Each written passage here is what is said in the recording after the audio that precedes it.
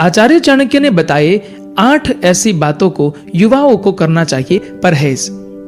पहला है क्रोध। आचार्य चाणक्य कहते हैं कि क्रोध हर इंसान का सबसे बड़ा दुश्मन होता है। क्रोध में आते ही व्यक्ति की सोचने समझने की शक्ति नष्ट हो जाती है।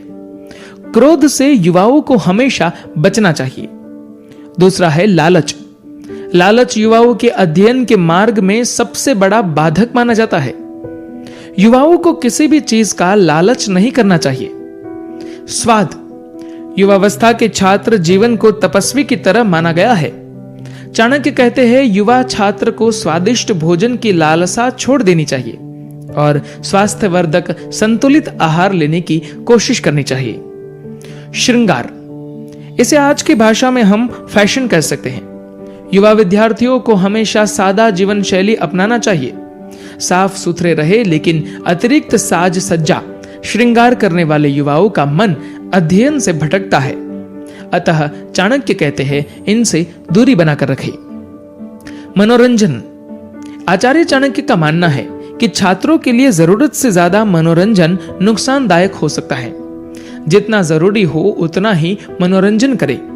अधिक मनोरंजन से युवा शक्ति का ह्रास होता है। नींद। अच्छी सेहत के लिए अच्छी नींद की आवश्यकता होती है, लेकिन युवा वर्ग अगर नींद से ही प्रेम करने लगे तो उनमें आलस्य की मात्रा बढ़ जाती है और समय भी उनके पास कम बचता है।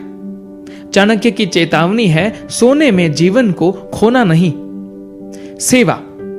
चाणक्य की नीति कहती है सबकी सेवा करो पर अपना भी ख्याल रखो। कुछ युवा सेवा के अतिरेक में स्वयं पर ध्यान नहीं देते हैं, अतः बहुमूल्य समय खो देते हैं। चाणक्य कहते हैं इस संसार में सीधे वृक्ष और सीधे लोग ही सबसे पहले काटे जाते हैं। जो अपने आप को भूलकर सेवा करता है वह अंत में खाली रह जाता है। काम वासना। देश के युवा को काम वासना से दूर रहना चाहिए। जब युवा इन बातों में उलझता है तो अध्ययन और सेहत पर ध्यान नहीं दे पाता है।